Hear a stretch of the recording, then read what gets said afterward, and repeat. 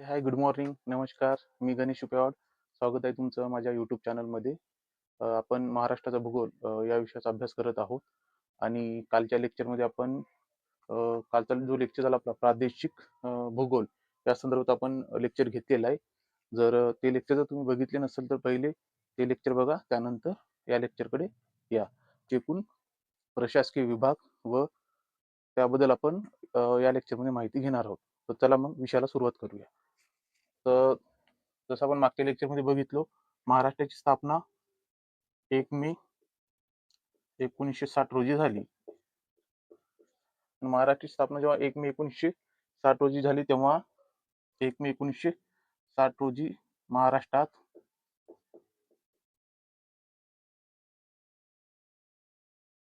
एकूण प्रशासकीय विभाग 4 होते. त्यानंतर आजची जर सद्यस्थिती जर आपण बघितली, आजची सद्यस्थिती बघतो म्हटलं तर आज महाराष्ट्रामध्ये एकूण 6 प्रशासकीय विभाग आहेत. प्रशासकीय विभाग 6 प्रशासकीय विभाग आहेत. त्याचनुसार आपण आणखीन जे फॅक्च्युअल माहिती आहे इथं नोट करून घेऊया, जेणेकरून परत आपल्याला त्या गोष्टीवर माहिती घेण्याची गरज पडणार नाही. तर काही फॅक्च्युअली डेटा आहेत. 1 मे 1960 रोजी जसं महाराष्ट्रामध्ये 4 प्रशासकीय विभाग होते, त्यानंतर आता 6 आहेत. तर 1 मे 1900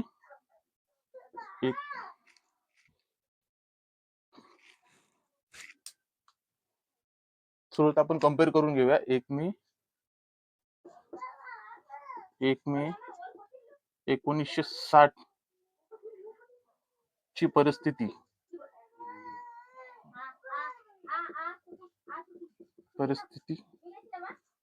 व सद्यस्थिती.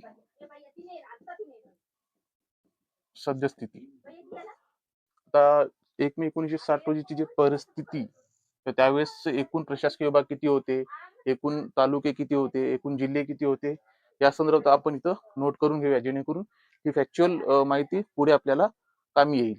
तर चला मग नोंद करून घेऊया.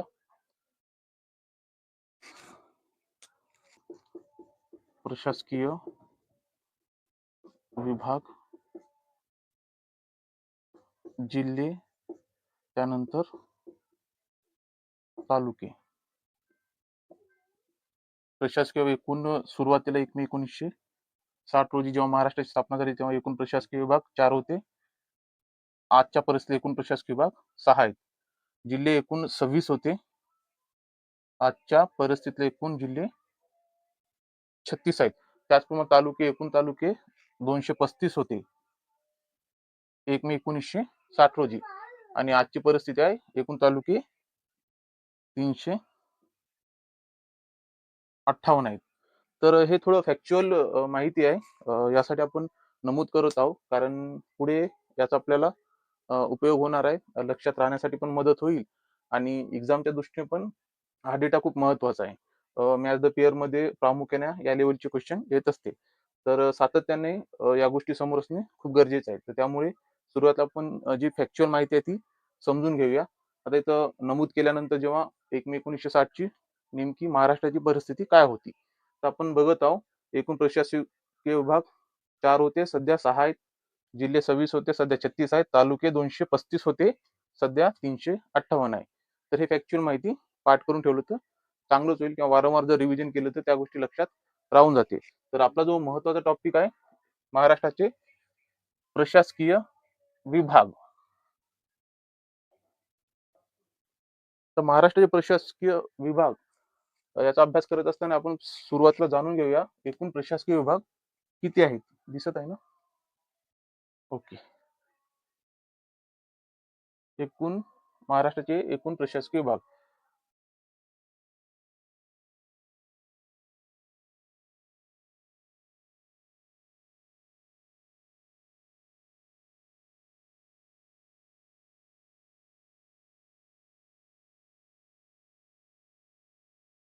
अ, 6 प्रशासकीय विभाग महाराष्ट्रामध्ये आहेत.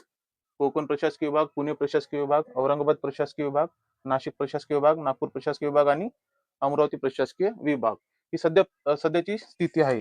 परंतु 1 मे 1960 रोजी जेव्हा महाराष्ट्राची स्थापना झाली तेव्हा 4च प्रशासकीय विभाग होते. मग ते 4 कोणकोणते होते? तर कोकण प्रशासकीय विभाग, त्यानंतर पुणे प्रशासकीय विभाग, त्यानंतर औरंगाबाद प्रशासकीय विभाग व नागपूर प्रशासकीय विभाग असे एकूण सुरुवातीला 4 प्रशासकीय विभाग होते आणि त्यानंतर पुणे प्रशासकीय विभागाची फाळणी करून नाशिक प्रशासकीय विभागाची स्थापना करण्यात आली आणि नागपूर प्रशासकीय विभागाची स्थापना करून अमरावती या प्रशासकीय विभागाची स्थापना करण्यात आली. पुणेमधून नाशिक प्रशासकीय विभागाची स्थापना करण्यात आली व नागपूरमधून अमरावती या प्रशासकीय विभागाची स्थापना करण्यात आली. तर हे झाले एकूण प्रशासकीय विभाग कोणते आहेत आपले. तर याबद्दल आता आपण माहिती घेतली. आता मॅप बघत आहात तुम्ही. मॅपच्या दृष्टीने आपण समजून घेऊया प्रशासकीय दृष्टीमध्ये कोणकोणते तालुके येतात. जेव्हा आपण कोकण प्रशासकीय विभाग आहे, सुरुवातीला आपण कोकण प्रशासकीय विभाग व त्यामधील जिल्हे समजून घेऊया. कालच्या लेक्चरमध्ये पण आपण जेव्हा आपण प्रादेशिक विभाग बघत होतो तर त्यामध्ये आपण कोकण हा प्रादेशिक विभाग बघितलो. तर सेम प्रशासकीय विभाग आणि कोकण प्रादेशिक विभाग ॲज इट इज आहेत, काही चेंजेस नाही त्यामध्ये. तर चला मग कोकण प्रशासकीय विभाग. तर कोकण प्रशासकीय विभागामध्ये एकूण 7 जिल्हे आहेत. तर काल आपण लेक्चरमध्ये बघितलं होतं ते सेम जिल्हे आहेत. तर सुरुवातीला पालघर जिल्हा, त्यानंतर ठाणे जिल्हा, त्यानंतर मुंबई उपनगर, त्यानंतरचा जिल्हा मुंबई शहर,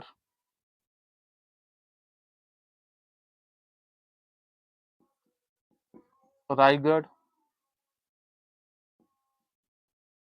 रत्नागिरी आणि सिंधुदुर्ग असे एकूण 7 जिल्हे कोकण प्रशासकीय विभागात येत असते. हा झाला कोकण प्रशासकीय विभाग. त्यानंतर जिल्ह्यानुसार जेव्हा आपण बघतो तर नाशिक प्रशासकीय विभाग आहे. नाशिक प्रशासकीय विभाग. आता यामध्ये कोणकोणते जिल्हे आहेत? तर यामध्ये एकूण 5 जिल्हे आहेत. तर ते 5 जिल्हे आपण समजून घेऊया. पहिला आहे नाशिक जिल्हा, त्यानंतर दुसरा जिल्हा आहे अहमदनगर, सध्या आपण याला अहिल्यानगर म्हणतो, नामकरण झालेलं आहे अहिल्यानगर.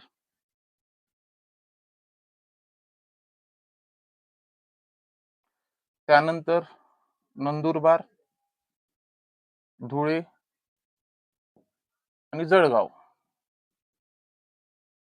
हे 5 जिल्हे नाशिक या प्रशासकीय विभागामध्ये येते. तर हा झाला नाशिक प्रशासकीय विभागाची बाउंड्री. त्यानंतर पुणे प्रशासकीय विभाग.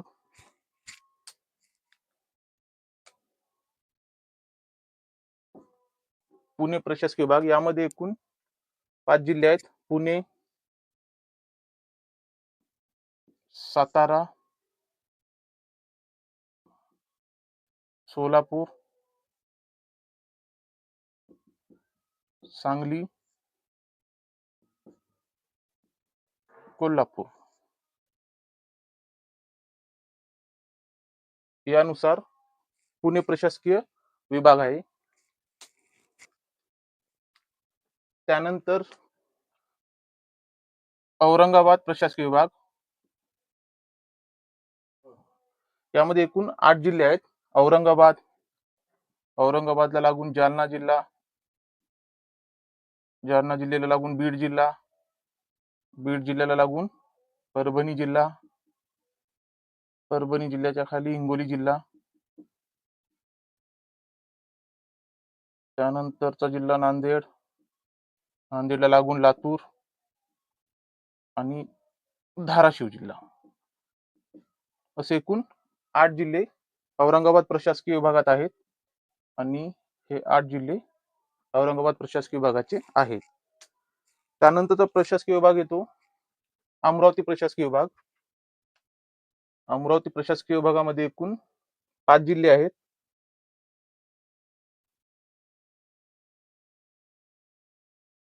बुलढाणा, बुलढाणा, अकोला, अमरावती, वाशिम, यवतमाळ हे 5 जिल्हे अमरावती प्रशासकीय विभागाचे आहेत आणि त्यामध्ये येत असते. आणि शेवटचा प्रशासकीय विभाग आहे नागपूर प्रशासकीय विभाग. त्यामध्ये पण 5 जिल्हे आहेत. पहिले नागपूर, नंतर भंडारा, त्यानंतर गोंदिया, चंद्रपूर व गडचिरोली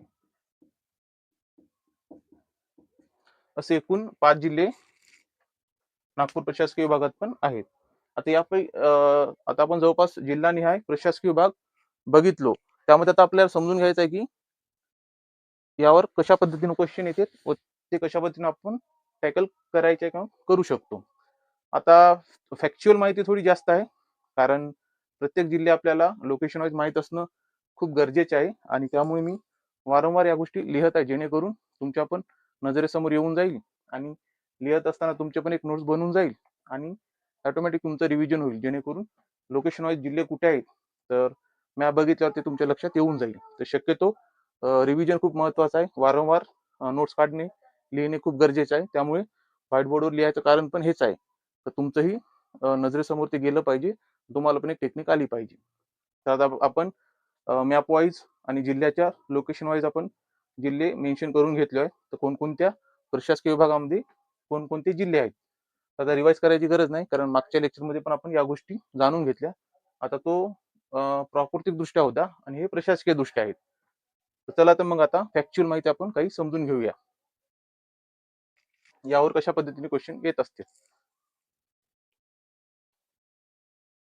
जिल्हे आपण समजून घेते. आता यावर येणारे महत्वाचे क्वेश्चन आणि याच अँगल नुसार आणि याच क्रोनॉलॉजीनुसार शक्यतो येऊ शकते. जसं आयोगाचा कल आहे किंवा सरळ भरती असो, कोणतेही कॉम्पिटेटिव्ह एक्झाम असो, या लेवलला सध्या क्वेश्चन येत आहेत. आपण प्रशासकीय विभाग किती आहेत ते समजून घेतलो, कोणत्या प्रशासकीय विभागामध्ये किती जिल्हे आहेत ते पण आपण जाणून घेतलो. आता फॅक्च्युअल माहिती थोडी समजून घेऊया आपण. तर क्रोनॉलॉजीनुसार छत्रपतीच्या दृष्टीने कोणता प्रशासकीय विभाग मोठा आहे, त्यानंतर कोणत्या प्रशासकीय विभागामध्ये जिल्हे जास्त आहेत, जिल्ह्यानुसार त्यांचा सिक्वेन्स काय आहे, प्रशासकीय विभागाचं तालुकानिहाय त्यांचा सिक्वेन्स काय आहे, या गोष्टी आपण सध्या समजून घेऊया. सुरुवातीला आपण क्षेत्रफळनिहाय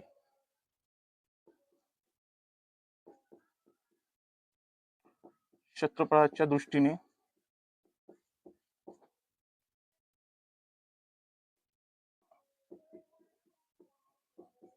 प्रशासकीय विभाग. क्षेत्रफळाच्या दृष्टीने जेव्हा आपण प्रशासकीय विभाग बघत असतो, तर यामध्ये सर्वात मोठा प्रशासकीय विभाग हे नंबर 1 वर आहे, औरंगाबाद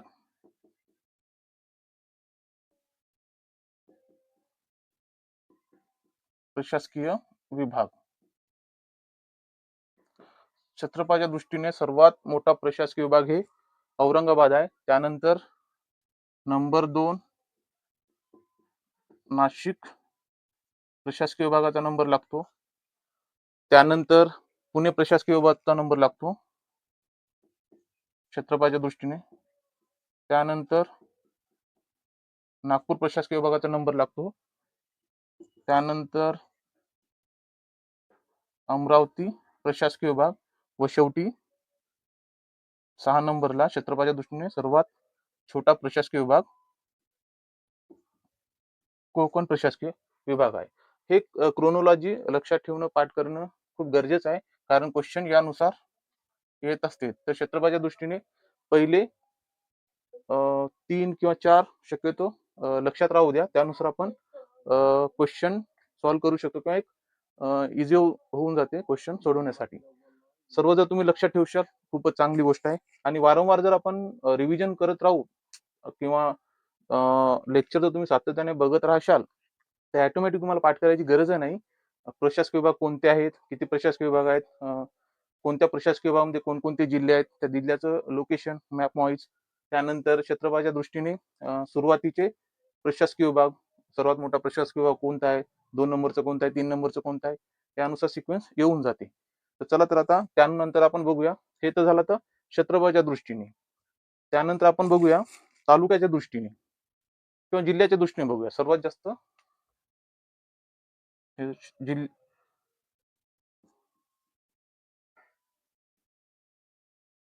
जिल्ह्यानुसार प्रशासकीय विभाग.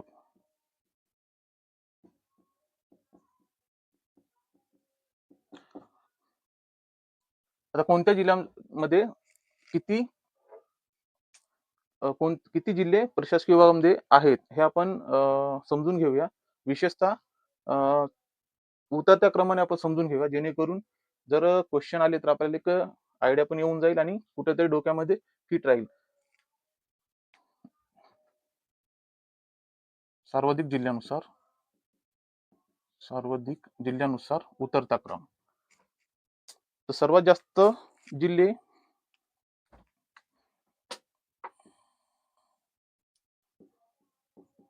औरंगाबाद प्रशासकीय विभाग.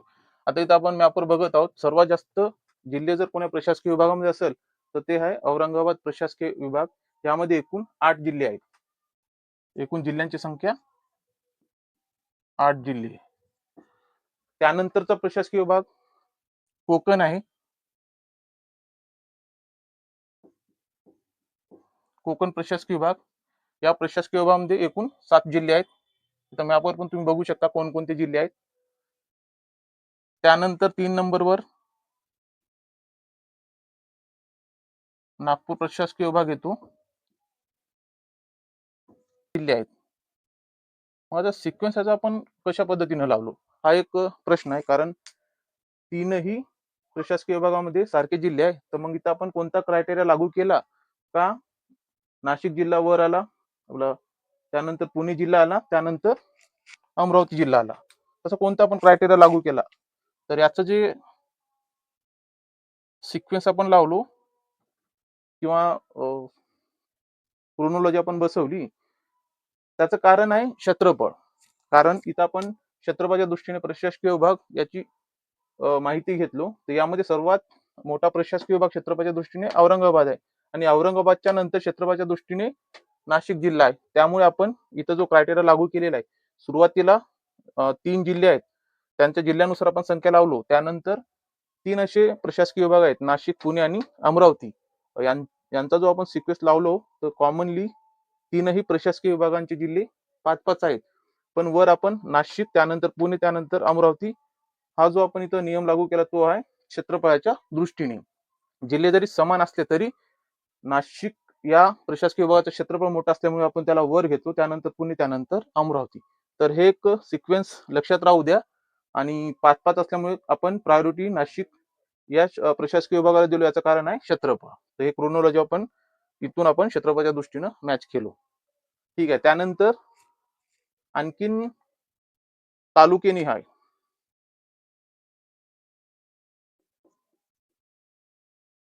सर्वात जास्त तालुके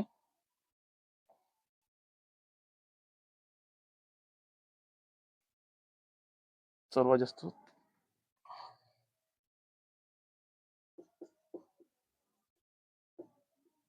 तालुकानिहाय प्रशासकीय विभाग.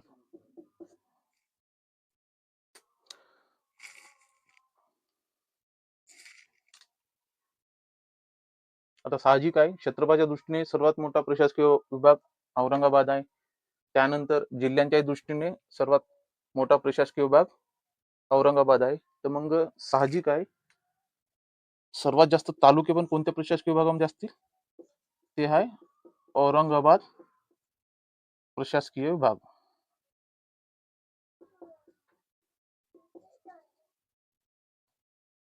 औरंगाबाद प्रशासकीय विभाग.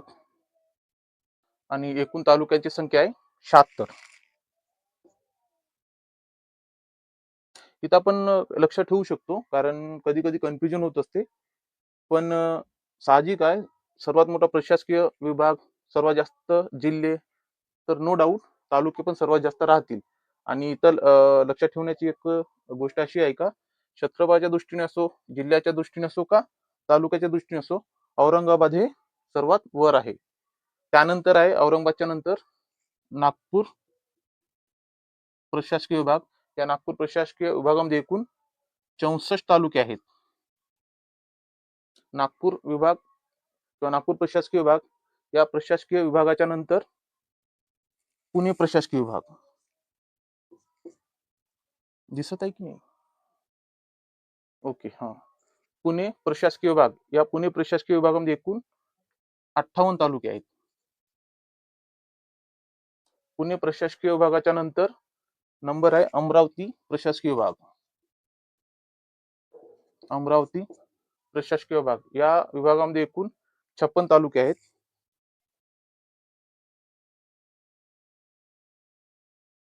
अमरावती प्रशासकीय विभागाच्या नंतर नंबर लागतो नाशिक प्रशासकीय विभागाचा नंबर लागतो. त्यामध्ये एकूण 54 तालुके आहेत. शेवटी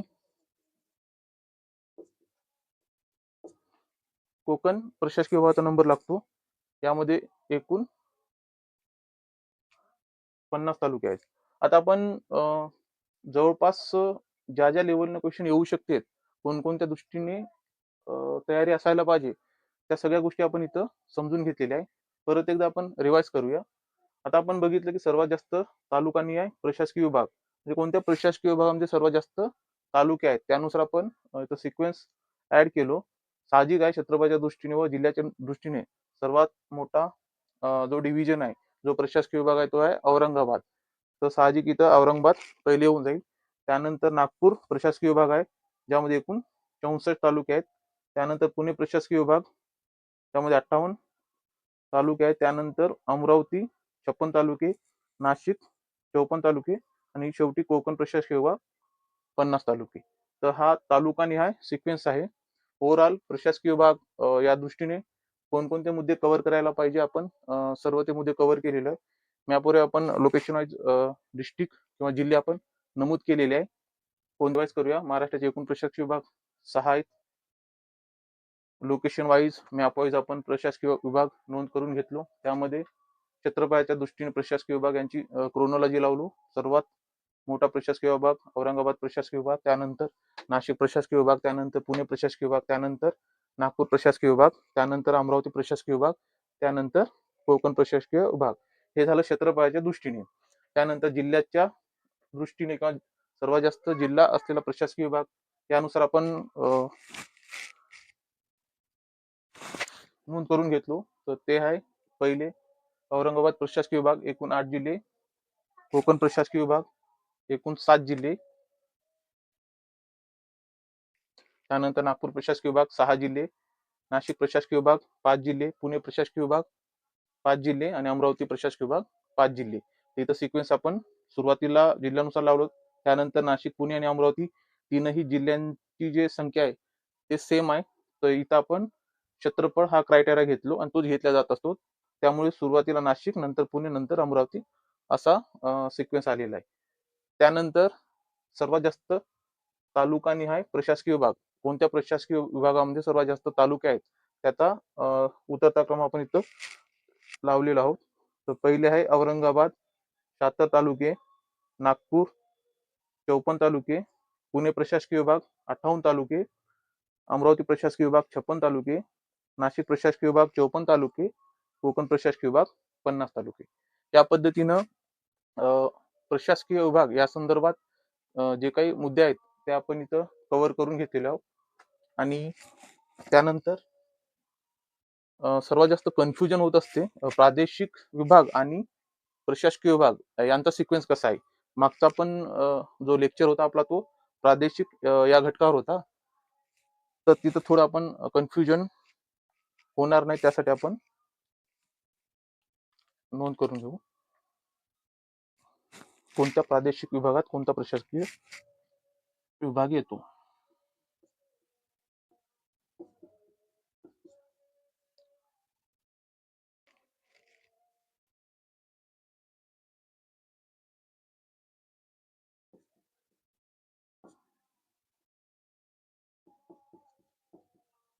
प्रादेशिक विभागात येणारे प्रशासकीय विभाग.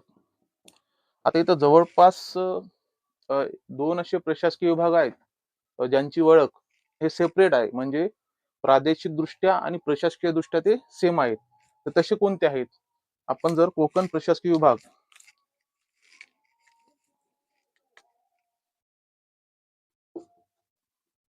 कोकण प्रशासकीय विभागाचा जर विचार केला तर प्रादेशिक आणि प्रशासकीय विभाग एकच आहे. म्हणजे प्रादेशिक दृष्ट्याही तेवढेच जिल्हे आहेत, तेवढेच तालुके आहेत.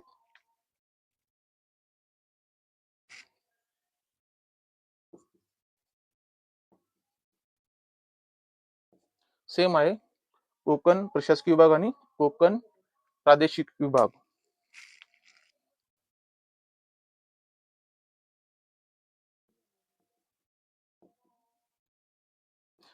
त्यानंतर एक जिल्हा आहे औरंगाबाद.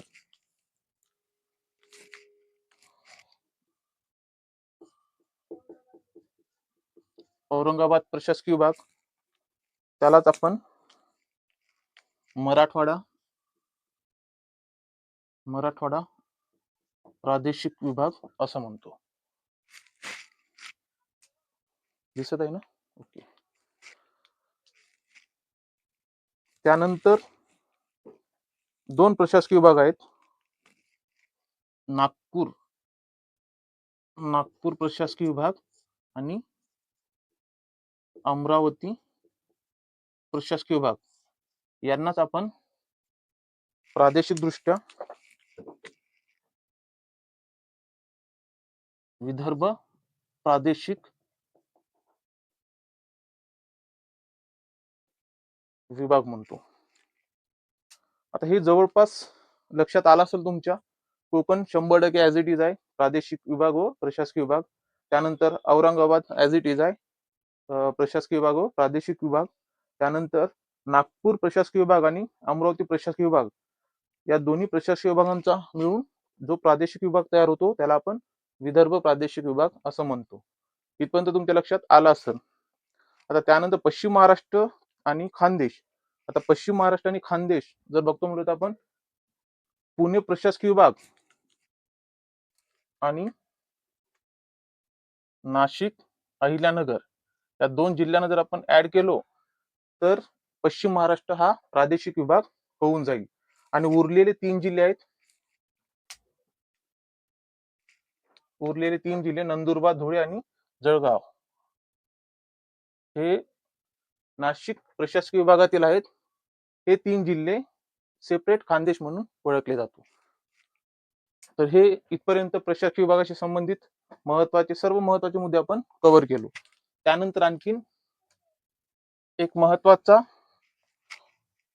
आणि वारंवार त्या टॉपिकवर प्रश्न आलेला आहे तो आपण बघूया. सारखे तालुके असलेले जिल्हे.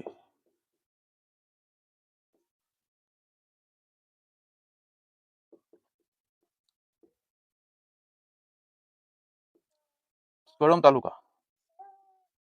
तालुका हे यवतमाळमध्ये पण आहे जो आमचा जिल्हा आहे, आणि धाराशिव मध्ये पण आहे. धाराशिव अगोदर उस्मानाबाद हे नाव होतं.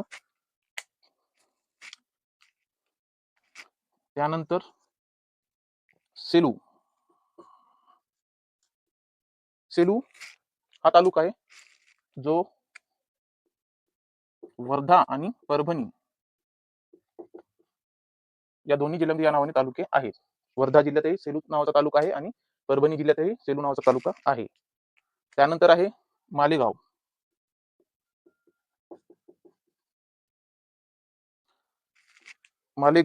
या नावाचा तालुका वाशिम जिल्ह्यात आहे आणि नाशिक जिल्ह्यातही आहे.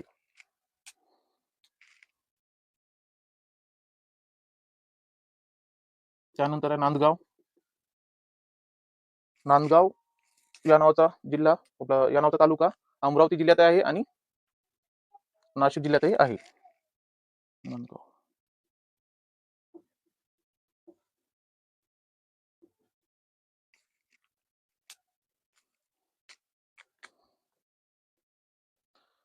खेड 5 नंबरचा जो तालुका आहे तो आहे खेड. खेड या नावाचा तालुका पुणे जिल्ह्यात आहे आणि रत्नागिरी जिल्ह्यातही आहे. खेड या नावाचा तालुका पुणे जिल्ह्यात आहे आणि रत्नागिरी जिल्ह्यातही आहे. त्यानंतर कर्जत. कर्जत या नावाचा तालुका अहमदनगर, अहिल्यानगर, अहिल्यानगर आणि रायगड या जिल्ह्यात आहे. सेम नावाचे तालुके जे वेगवेगळ्या जिल्ह्यामध्ये आहे. त्यानंतरचा तालुका आहे शिरूर. शिरूर नावाचा तालुका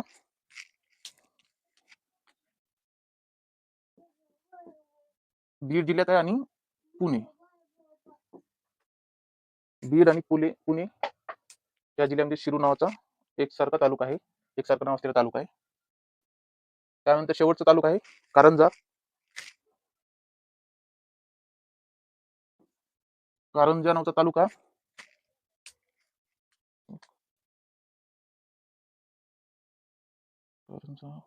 वर्धा, वर्धा या जिल्ह्यात आहे आणि वाशिम.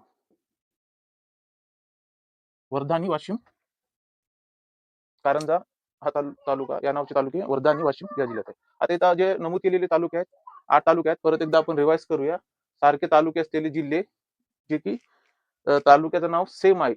जसं पहिलं आपण नमूद केलेलं आहे कळंब तालुका तो यवतमाळ या जिल्ह्यात आहे आणि धाराशिव या जिल्ह्यामध्ये पण आहे. धाराशिवला अगोदर उस्मानाबाद हे नाव होतं.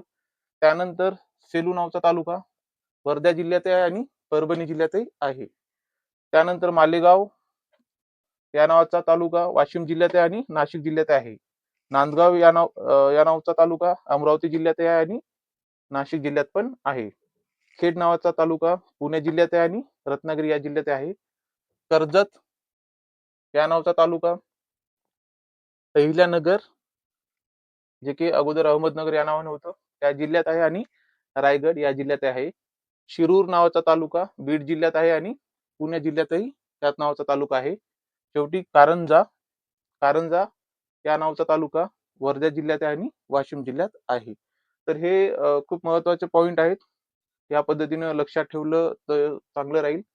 नसेल तर पाठ करायचा प्रयत्न करा. शक्यतो मॅपवर बघत जा. वारंवार जर तुम्ही मॅपवर तालुके आणि जिल्हे जर बघितले प्रशासकीय लेवलला तालुके बघायचे त्यानंतर जिल्हे बघायचे जेणेकरून एक क्लॅरिटी येऊन जाईल मॅपवर कोणता तालुका कुठे आहे. आणि वारंवार जेव्हा नकाशा तुम्ही वाचन करता बघता तर जिल्हे पाठ करायची किंवा तालुके पाठ करायची गरज नाही, ऑटोमॅटिक ते पाठ होऊन जाते. तर रिव्हिजन खूप महत्वाचं आहे. वारंवार बघत जाणं, मॅप रिडिंग, मॅप डोळ्यासमोर सातत्याने असणं या गोष्टी खूप महत्वाच्या आहेत. तर त्या दृष्टीने तुम्ही तयारीला सुरुवात करा किंवा तो पॅटर्न फॉलो करा जेणेकरून तालुके, जिल्हे, प्रशासकीय विभाग जेवढं भूगोलाविषयच आहे भूगोलाविषयी मॅपच्या आधारे अभ्यास केलं तर त्याचा खूप फायदा होऊ शकतो. कारण तो पाठांतराचा विषय नाही आहे. जितकं नकाशा वाचन चांगलं असेल तर तेवढे मार्क आणि क्लॅरिटी चांगली होऊ शकतो. चांगले मार्क्स आपण गेन करू शकतो या विषयामध्ये. तर हे झाले महत्वाचे तालुक्यानिहाय प्रशासकीय मुद्दे आपण कव्हर केले आणि त्यानंतर आणखी काय राहिलं नाही. जवळपास परीक्षेच्या दृष्टीने कोणकोणते मुद्दे महत्वाचे होते ते कव्हर करण्याचा प्रयत्न केला. परत एकदा भेटूया नवीन लेक्चरमध्ये.